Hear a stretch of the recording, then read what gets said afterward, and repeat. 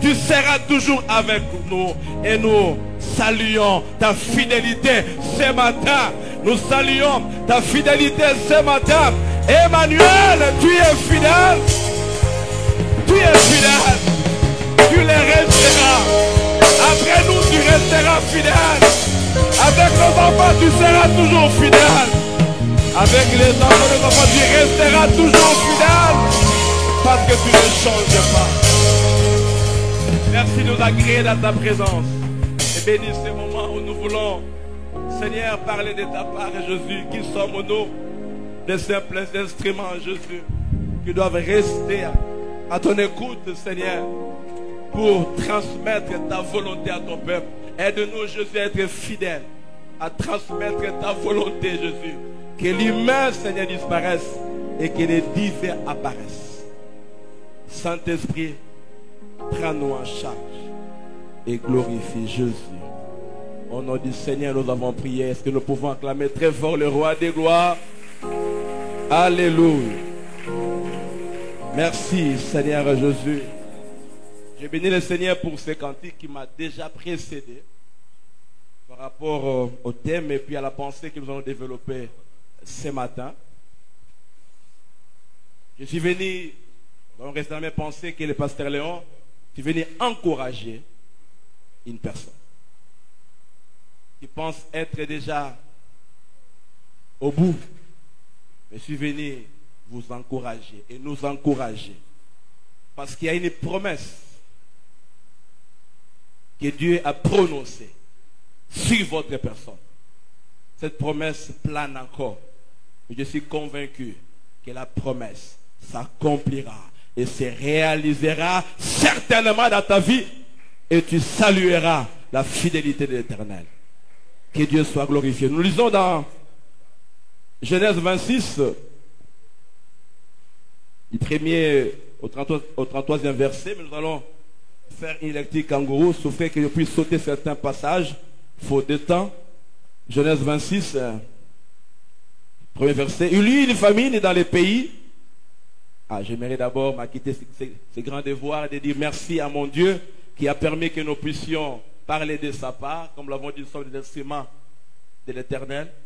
Que Dieu nous aide. Et merci aussi à l'homme de pasteur Alain pour cette confiance et aussi à Maman Joujou pour son amour pour cette église et tous ses conseils auprès de l'homme de Dieu. Dans Genèse 1, je disais, il y eut une famille dans les pays, outre la première famille qui y est du temps d'Abraham et Isaac, avec Abimelech, roi des Philistins à Guérar.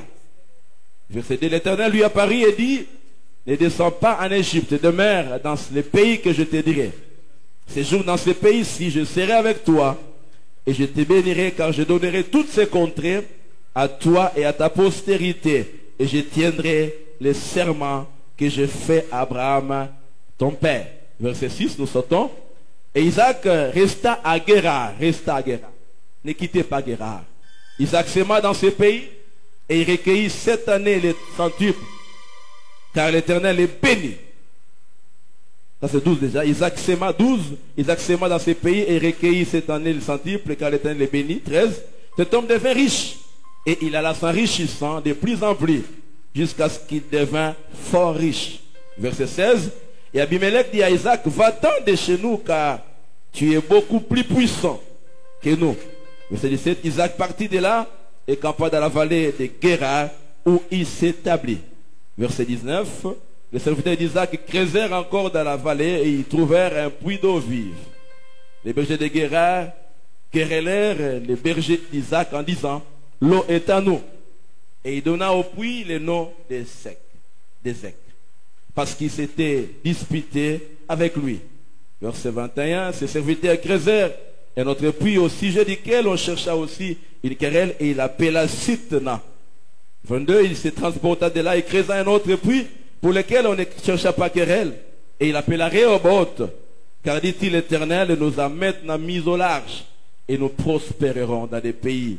Verset 26, Abimelech vint de Guérar auprès de lui avec Ahuzat, son ami, et Picol, chef de son armée.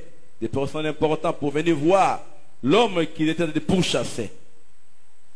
Isaac leur dit, pourquoi venez-vous, 27, vers moi, puisque vous me haïssez et que vous m'avez renvoyé de chez vous? 28, il répondit, nous voyons que l'Éternel est avec toi. Ah, on saura que l'Éternel est avec toi. C'est pourquoi nous disons qu'il y ait un serment entre nous et toi et que nous fassions alliance avec toi.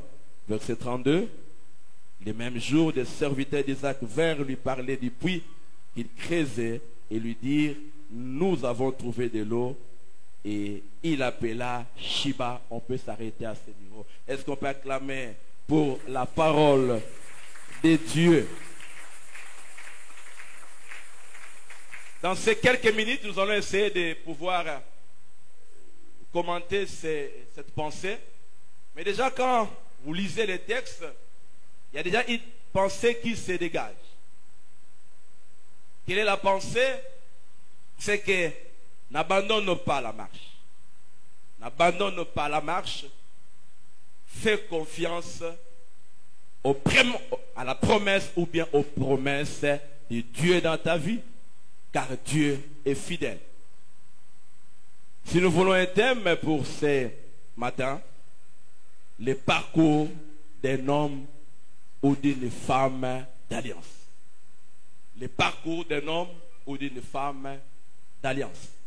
Bien aimé, dans mon parcours, j'ai constaté, j'ai remarqué, je vis, ça fait peu de temps que je suis dans les ministères, dans le Seigneur, beaucoup de personnes abandonnées la crainte de Dieu. Je ne parle pas de la foi chrétienne, la crainte de Dieu. On vient à l'église, on sert, on prêche, on fait tout, mais on a abandonné la crainte de Dieu. Pourquoi? À cause de la souffrance. On fait les semblants, mais on sait que soi-même, on ne vit plus la parole de Dieu. Et on se donne mille et une raisons. Je dois vivre, je dois survivre. On a abandonné la crainte de Dieu à cause de la souffrance. Et beaucoup aussi ont abandonné les églises à cause des injustices. Même des méchancetés des hommes. Ils voulaient bien évoluer pendant longtemps dans l'église. Mais il y a des injustices, des méchancetés. Ils ont abandonné, ils ont quitté pour aller ailleurs. Mais je vous annonce, il n'y a aucune église dans ce monde ici où il n'y a pas de problèmes. Partout où vous irez, vous trouverez toujours des problèmes. Et j'ai même dit, comme le pasteur, papa leur avait dit ici, là où il y a des hommes, il y a toujours des problèmes. Et même d'autres ont abandonné les foyers, les couples. Il y a 2 semaines, je venais de supplier une dame de ne pas quitter son mari. Mais il m'a dit, je ne peux plus, je dois partir. Et je sentais dans mon cœur que ce qu'il prenait comme décision était en dehors de la volonté de Dieu, malgré ses peines. Mais elle a dit, je ne peux plus supporter. L'homme est venu s'humilier. Elle a refusé parce qu'il ne voulait plus supporter. Il y a des gens aussi qui ont abandonné le travail à cause d'un chef dur et difficile. Mais je lis la Bible où Dieu me dit d'être soumis, les serviteurs doivent être soumis à leur maître. Même ceux dont le caractère est difficile. Je me dis, mais qu'est-ce que Dieu cherche après tout pour nous qui sommes enfants de Dieu? Bien-aimés, dans tous ces désespoirs-là, ces tableaux sombres, j'aimerais dire ceci. Un homme d'alliance, une femme d'alliance n'agit pas selon ses calculs, n'agit pas selon ses prévisions et n'agit même pas selon ses intérêts à lui. Quand on est un homme d'alliance, une femme d'alliance, on doit toujours agir selon les intérêts de Dieu. Et il n'y a qu'un seul intérêt d'ailleurs. Si vous lisez bien la Bible, c'est quoi cet intérêt-là? Éphésiens 1 nous le dit. Lisez tout, les versets 69, où il dit que nous devons servir à la louange de la gloire de Dieu. Tout chrétien, nous devons servir. Pourquoi? Non pas pour avoir des bénédictions, des mariages, non. Non pas pour avoir des visas, non. Nous devons tous servir à la louange de la gloire de Dieu. Et vous comprenez que quand nous travaillons pour la gloire de Dieu, la conséquence est connue. Dieu dit, c'est lui qui m'honore, moi aussi je vais l'honorer. Et quand on a compris que dans l'alliance, on ne fait plus les choses à sa manière, qu'on doit suivre le plan de Dieu, son intérêt, travailler pour sa gloire, je ne vois pas comment est-ce qu'on prend une décision sans poser la question à ce Dieu-là qui a décidé de conclure une alliance avec nous. Bien-aimés, comprenez que le mariage passera, le travail passera, beaucoup de choses passeront, mais la parole de Dieu ne passera jamais. C'est comme pour dire que cette parole-là sera toujours là, pour l'instant pour nous interpeller, et pour notre moment, pour nous chier. Que Dieu nous fasse grâce, que nous comprenions ce que Dieu attend d'un homme et d'une femme d'alliance. Nous ne sommes pas n'importe qui, nous sommes des personnes qui ont décidé de traiter une alliance avec Dieu. Et dans cette convention-là, il y a un supérieur, il y a un inférieur. Et c'est là où j'ai compris même l'essence de la vie chrétienne. Quand on est devenu chrétien, on n'est pas là pour faire sa volonté ou bien pour imposer ses désirs, ses choix. Dans la vie chrétienne, on s'humilie, on attend Dieu nous dicter, nous instruire. Et même j'ai compris pourquoi le Seigneur passait beaucoup plus de temps dans la prière. Non pas pour demander de l'argent, le mariage, demander je ne sais pas moi quoi. Mais il voulait comprendre et connaître les instructions de son Père pour le ministère. Et je pense que si nous devons beaucoup prier, nous devons beaucoup plus prier pour entendre et écouter les directives et les instructions du Seigneur. Et celui qui marche conformément selon les plans de Dieu, cet homme-là n'échouera jamais. Peu importe les combats, il n'échouera jamais. Parce que tout, au final, on saura réellement qui était avec Dieu et qui n'était pas avec Dieu. On peut faire semblant, mais au final, on saura. Alors, pour aborder ce thème, nous avons 3 points. 3 points, nous allons voir ensemble rapidement. Le temps nous fait défaut, que Dieu nous mette. Le premier point, c'est qui cet homme d'alliance? C'est qui cette femme-là d'alliance-là? Le deuxième point, nous allons parler de la nature des combats et des victoires de l'homme ou de la femme d'alliance. Et le troisième point, nous allons conclure par là, l'élément qui fait la différence dans ces combats. Il y a un élément qui fait la différence quand nous sommes devant le combat.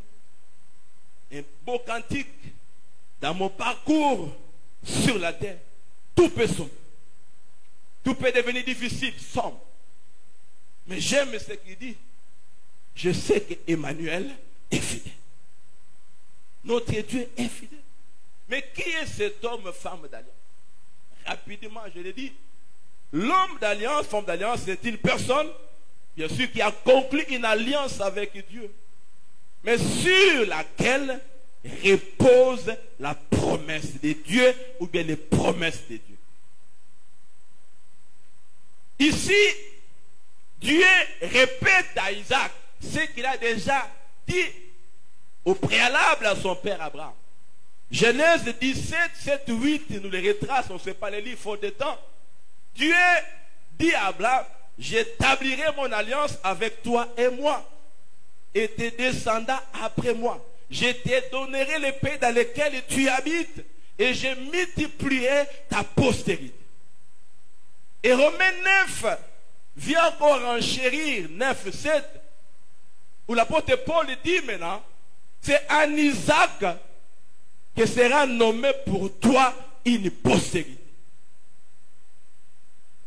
Alors pour comprendre la postérité, Paul évolue dans les livres de Galates 3, il dit, les promesses ont été faites à Dieu. Non, à Abraham, et à sa postérité, Galates 3,16, et non pas à ses postérités. Il s'agit d'une postérité, c'est-à-dire à Christ. Comment nous quittons d'Isaac à Christ? Et vous devez comprendre que l'Ancien Testament, c'est l'ombre des choses à venir. Et quand Dieu parlait d'Isaac, dans son esprit, dans son entendement, Dieu s'est pointé vers Christ. Parce que l'Ancien Testament n'est que l'homme. Le nouveau, c'est la réalité. Et si vous voulez comprendre la Bible, ne vous arrêtez pas à l'Ancien Testament. Le Nouveau Testament est caché dans l'Ancien Testament. Et le Nouveau vient nous expliquer ce que c'est l'Ancien Testament. C'est que Dieu a caché. Vous allez voir par quoi. Parfois les ministères, on parle des mystères de l'agneau de la Pâque. Mais c'est dans le Nouveau qu'on constate que le vrai agneau, c'est Christ. Et en réalité, quand Dieu parlait d'Isaac, il voyait Christ. Si la postérité d'Isaac et la descendance biologique d'Abraham, nous en Christ, nous sommes la descendance spirituelle d'Abraham. Donc tout ce que Dieu a déclaré pour Abraham vaut aussi pour nous à cause de l'alliance que nous avons conclue avec Christ. Et quand Dieu parlait à Isaac, il y avait une promesse. Comme j'ai dit, c'est une personne sur laquelle il y a une promesse. Que je te donnerai ce pays. Quel pays? C'est Canaan, les repos. Mais dans l'entendement de Dieu, à travers ces repos de Canaan, il parlait du repos éternel. Voilà pourquoi dans l'hébreu on dit, si réellement Israël avait retrouvé le repos, on ne parlerait plus du repos éternel.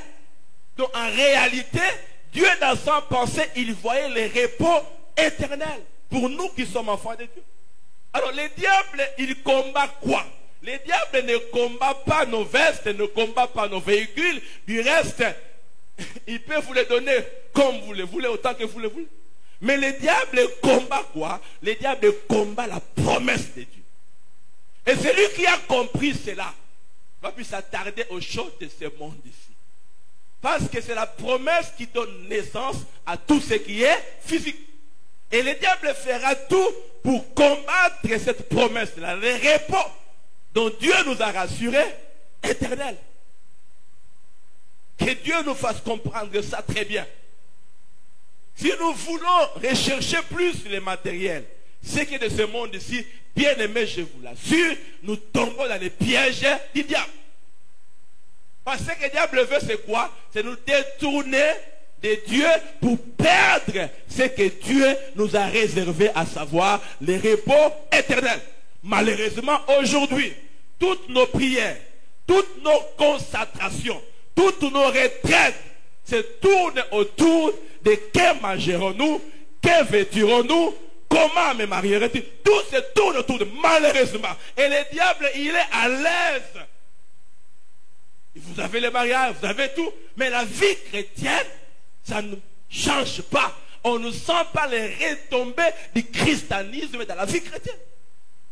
Ce n'est pas le matériel qui définit réellement que cet homme est enfant de Dieu, non. Mais c'est la vie qu'il mène vis-à-vis dans ce monde ici. Donc comprenez très bien. Et deuxièmement, c'est qui cet homme d'alliance? Mais c'est un homme dont le parcours est parsemé de combats et de victoires. Je souligne, il n'y a pas que des combats, il y a aussi des victoires. Des combats et des victoires. Vous allez voir dans le cas d'Isaac. On va en parler. Et ce combat, Dieu permet ça pour que nous puissions remporter des victoires avec que son nom soit glorifié. En réalité, un homme d'alliance ne peut pas fuir le combat. Ne peut pas avoir peur du combat. Parce que c'est le moment où Dieu est en train de jauger ton niveau spirituel. De jauger ton degré de maturité.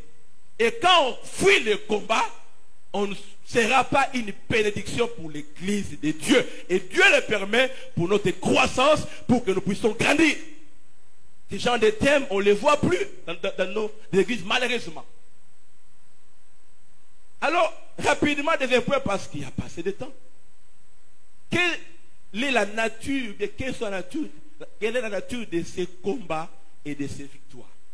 Quand vous voyez la vie d'Isaac, vous remarquez que Isaac, avant même la conception, les combats avaient commencé.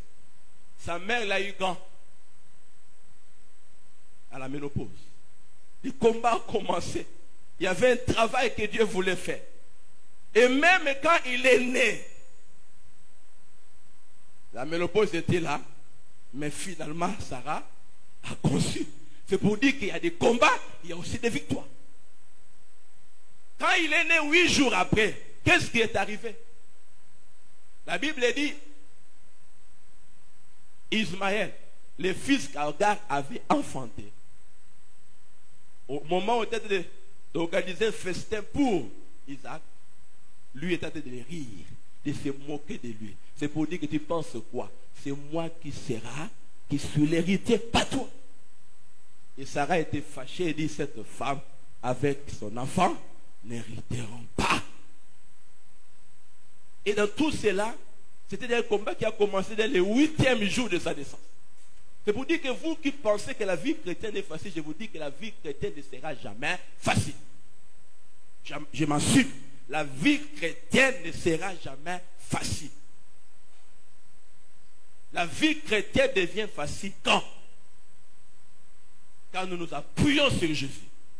Parce que c'est lui qui maîtrise les temps et les circonstances. Et quand on est avec Christ, peu importe les obstacles, peu importe les combats, puisque lui a vaincu, nous également nous vaincrons. Mais celui qui veut s'entêter et vivre loin de Christ ne pourra jamais remporter la couronne. Parce qu'il faut permettre à Dieu, permettre à Dieu de réaliser sa promesse sur toi. Mais parfois nous embrouillons Dieu. Et voilà pourquoi pour beaucoup de gens, l'épreuve perdure encore. Parce que Dieu, peu importe le temps, il fera tout pour que ce qu'il a déclaré pour toi se réalise, s'accomplisse. 8 jours après le combat, mais Abraham dit non, c'est mon fils. Qu'est-ce qu'Abraham fait? Il bénit Abraham avec tous les biens. Il renvoie les autres enfants loin d'eux. Voilà la victoire. Mais ce n'est pas encore fini. Ismaël se marie 20 ans dans la stérilité. Bien aimé, nous ne sommes pas les seuls à connaître ça. Nos aînés ont connu ça aussi. 20 ans dans la stérilité. Mais finalement, Dieu lui accorda des jumeaux. Ce n'était pas encore fini. Les gens voyèrent la femme d'Isaac et portèrent en vie. Ils ont commencé à déranger Isaac.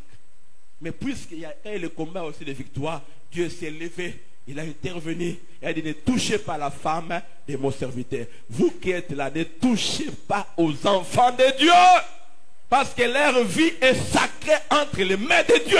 Faites attention. J'ai vu Myriam, j'ai vu Aaron vouloir déranger la vie de l'homme de Dieu Moïse. Dieu a dit, si je parle aux gens, c'est pas des énigmes, mais pas devant Moïse, je lui parle comme ça. Il m'entend, il m'écoute.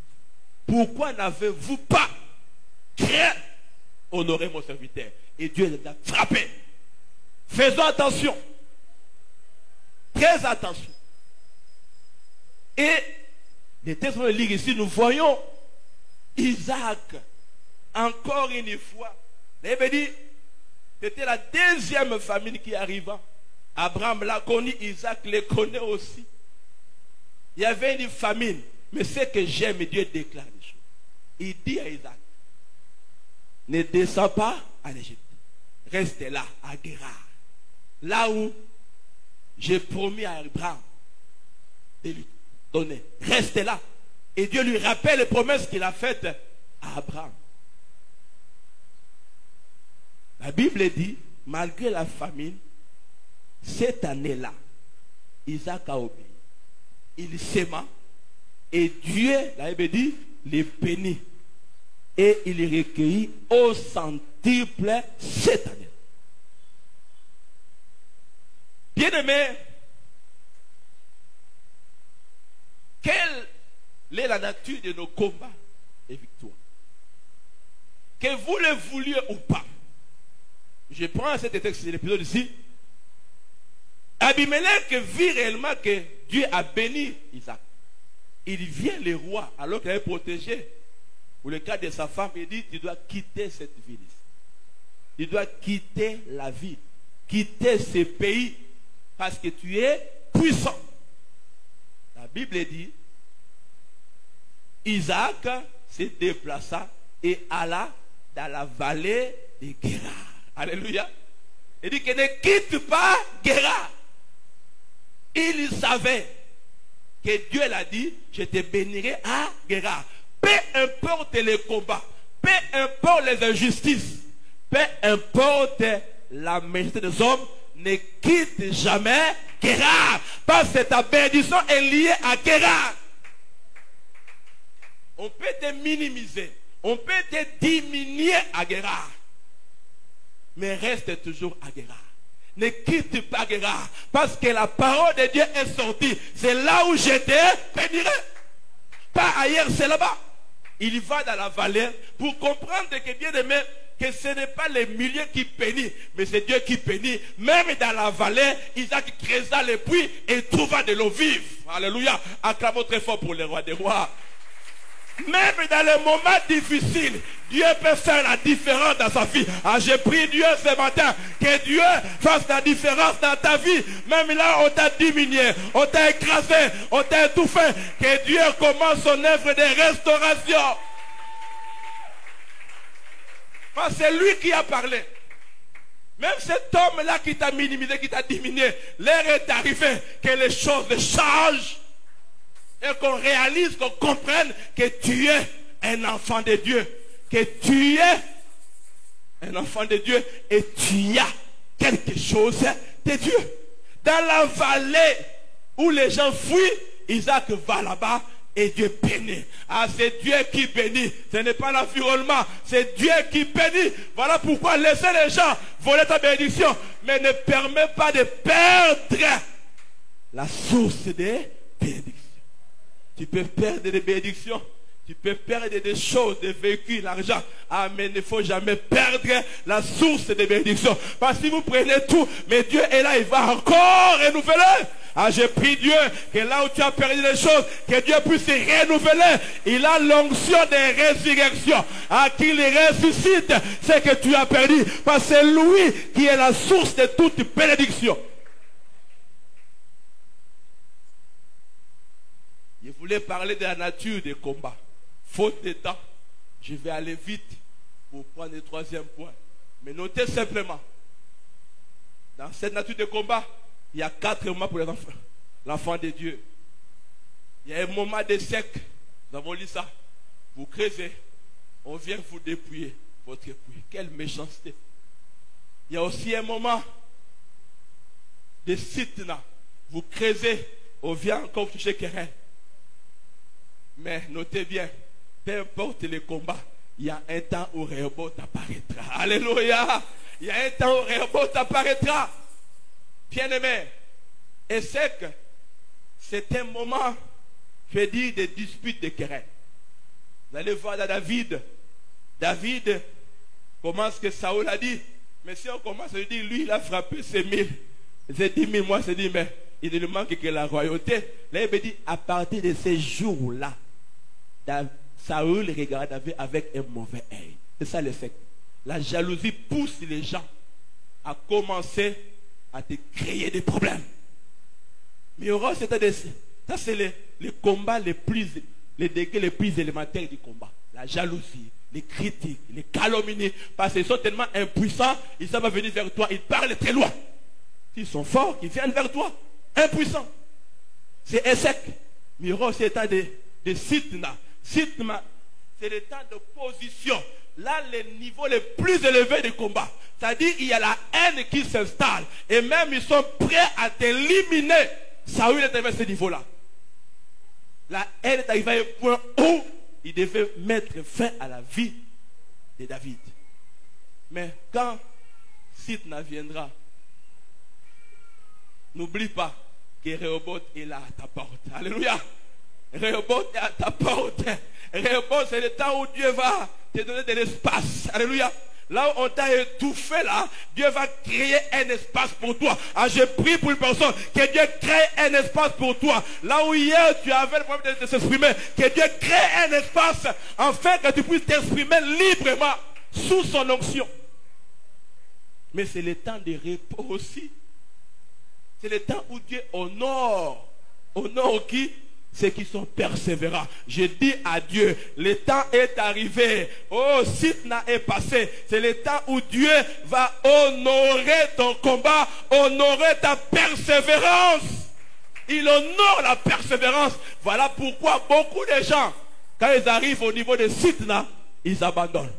Ils se découragent. Ils disent, je n'en peux plus. Je dois arrêter. Je dois quitter ce mariage. Quitter cette église. Quitter tout. Non, ne quitte pas. N'abandonne pas. Parce que Rehoboth arrive. Le temps de repos est là. J'annonce à une personne. Le temps est arrivé pour que Dieu puisse se souvenir de toi.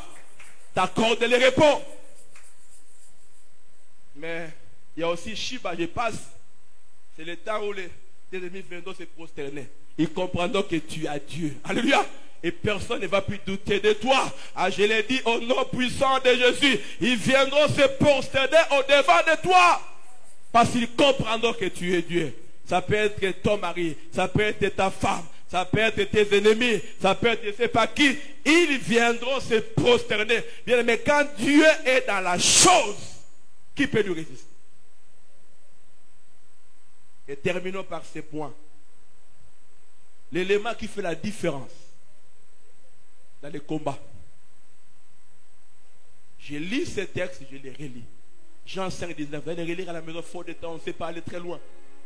Où le Seigneur dit ceci. Les fils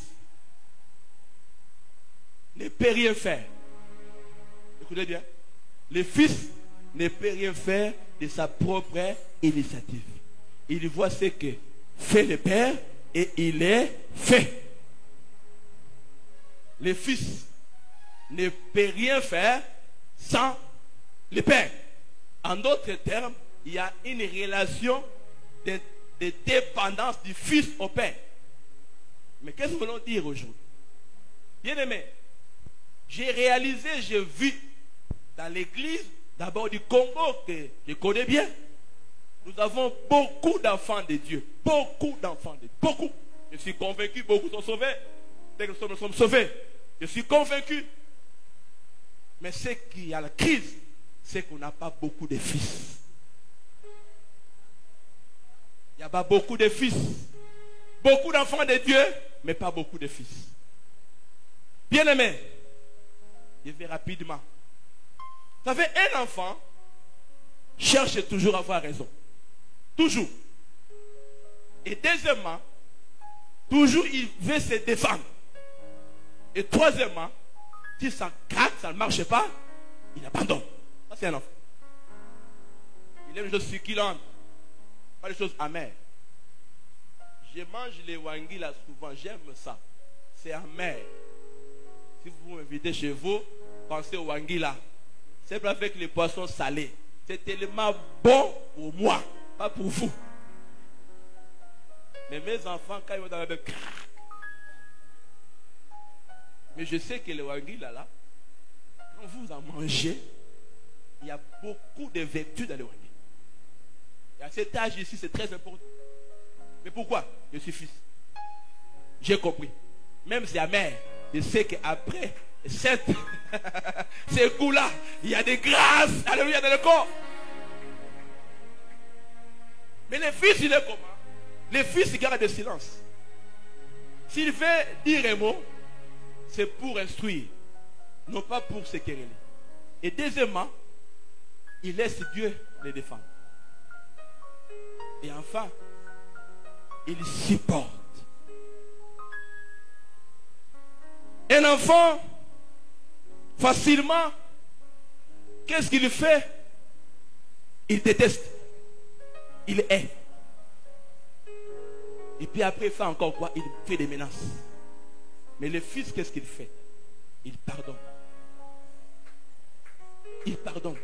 Et après, il fait quoi? Il supporte les coups pourvu que la gloire de Dieu soit élevée. Je l'ai dit, le but de l'alliance, ce n'est pas que nos intérêts soient mis en avant, mais d'abord les intérêts du royaume. Et un fils, il supporte les coups pour la gloire de Dieu. Il laisse Dieu le défendre. Lisons ça rapidement. Pour terminer dans ce texte-là. Matthieu 5, 45. 44, 45. Lisons, c'est très important. On va terminer par là. Vous avez appris qu'il a été dit, Matthieu 5, 44, 45. Vous avez appris qu'il a été dit, tu aimeras ton prochain et tu haïras ton ennemi. Vous avez appris, c'est ça. Aimer le prochain, haïr ton ennemi. C'est naturel dans le corps. Et le maître dit, mais moi je vous dis, aimez vos ennemis. Bénissez ceux qui vous bénissent. Faites du bien à ceux qui vous haïssent. Et priez pour ceux qui vous maltraitent et qui vous persécutent. Ce n'est pas facile, c'est dur. Écoutez maintenant le verset 45. Afin que vous soyez fils de votre Père qui est dans les cieux, car il fait lever le soleil sur les méchants et sur les bons, et il fait pleuvoir sur les justes et sur les injustes. On devient fils quand on commence à agir comme le Père. Il veut dire, aussi longtemps que l'héritier est enfant, il ne pourra jamais jouir de son héritage jusqu'au temps de la maturité. Et quiconque en est encore au lait,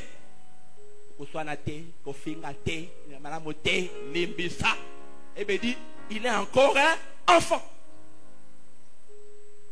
Mais les hommes faits, les fils, ils sont pour la nourriture solide. Celui qui te hait, tu dois l'aimer, tu dois pardonner. C'est ça les fils. Qui a la maturité. Alors quel élément qui est différent dans le combat? C'est la maturité. Celui qui est mature, le combat est là. Il ne fuit pas, il affronte. Parce qu'il sait que son créateur, il est vivant, il s'élèvera les derniers. Quand on est fils, on voit comme le Père fait. On ne fait pas le contraire du Père. Et posons la question de qui sommes nos fils? De qui sommes nos fils? Nos oncles, nos tantes, nos cocos, nos pasteurs ou bien de Dieu? Les fils, afin que vous soyez fils de votre Père. Lui qui fait comment? Il fait du bien au mauvais et au bon. Bien-aimés, ce matin, Dieu nous dit ceci.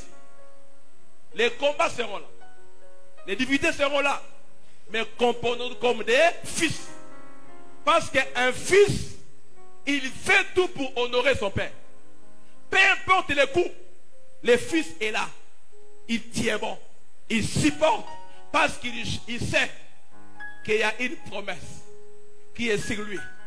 La promesse plane et la promesse s'accomplira assurément. Je termine pour dire ceci, le Seigneur, devant la croix, il a dit ceci. Quel combat atroce. S'il est possible, Père, éloigne de moi cette coupe. Qu'est-ce qu'il a dit par après? Voilà, le fils a dit quoi? Le fils a dit quoi? Non pas ce que je veux, mais ce que tu veux. Alors posons la question. Ce que nous faisons là, c'est ce que le Père veut, mais ce que nous voulons. Je vais continuer à répondre à la question. Mais j'ai vu le Seigneur à la croix. On s'est moqué de lui. On l'a injurié. Mais il est resté calme. Il a gardé le silence. Il a entendu les bons moments.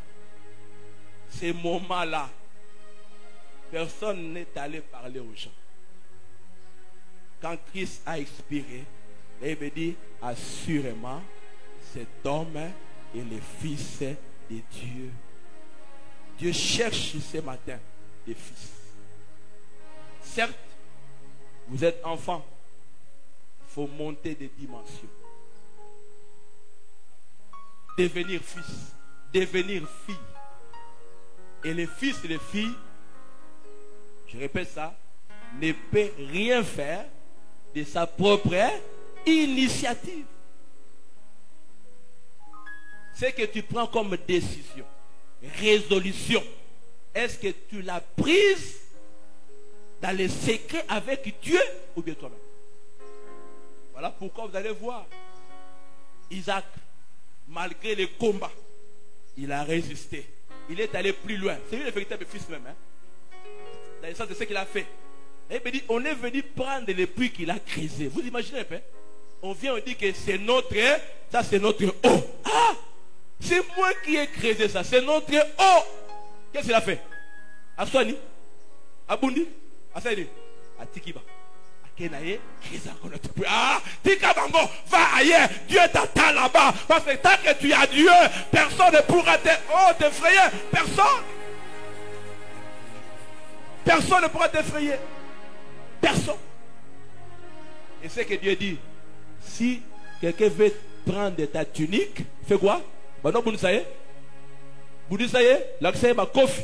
Abine, donne-lui encore ton manteau. C'est ça la parole de Dieu. Il n'y a pas autre chose. Je suis convaincu. Quand tu vas l'accomplir, alléluia.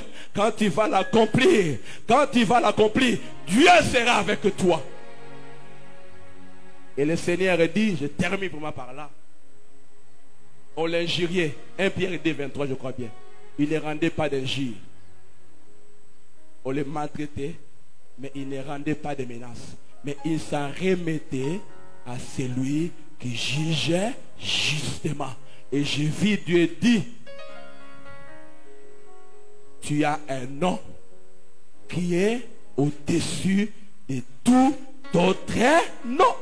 Je vais dire à une personne, Dieu te dit, à cause de la persévérance que toi tu as, Dieu veut commencer à te lever au milieu de tes ennemis. La saison qui commence aujourd'hui pour toi, c'est la saison des récompenses. J'ai entendu dans mes oreilles, chiffre 3. J'ai dit, est-ce que c'est le mois de mars? Février part. J'ai dit ceci, j'annonce au nom de Jésus que mars sera différent. Dieu va te lever au milieu de tes ennemis. Au nom de... Nous sommes debout, nous allons prier.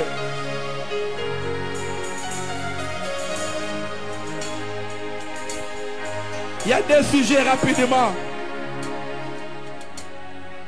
Tu es sans la fatigue.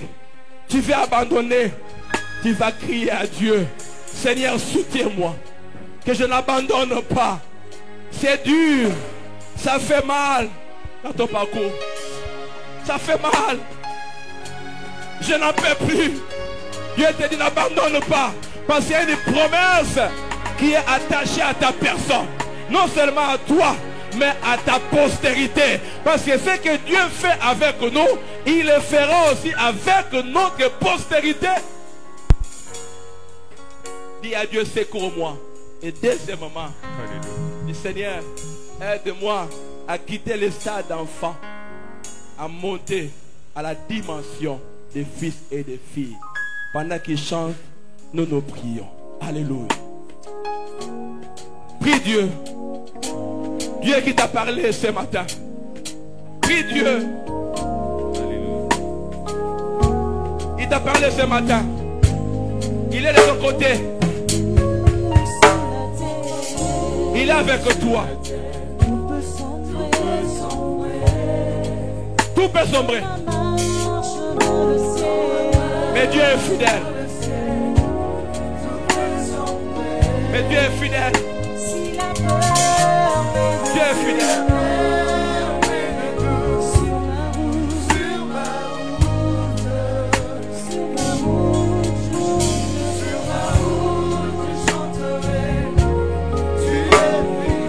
Seigneur, nous voulons te dire merci pour le culte de ce matin. Te dire merci pour les moments passés dans la louange et dans l'adoration.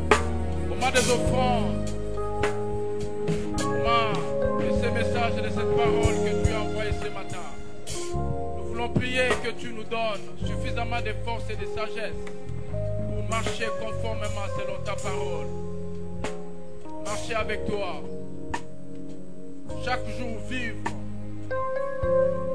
comme des personnes qui savent qu'ils ne sont que pèlerins sur la terre et qui s'attendent au grand retour du Messie. Merci Seigneur de marcher avec nous tout au long de cette semaine. Nous prions que ta grâce nous accompagne. Nous prions Seigneur mon Dieu de gloire que par ta puissance, tu neutralises tout plan de l'ennemi contre notre vie ou contre nos vies. Seigneur mon Dieu, tout au long de cette semaine que nous voulons commencer aujourd'hui. Et nous te prions, Seigneur mon Dieu de gloire, si tu tardes à venir, de nous faire grâce, de nous retrouver encore ici, dans nos différents cultes de la semaine et dimanche prochain, pour te rendre gloire et grâce. Merci de nous raccompagner dans la paix dans nos maisons. Au nom puissant de Jésus, nous avons ainsi prié. Amen. Allons en paix, que le Seigneur nous bénisse.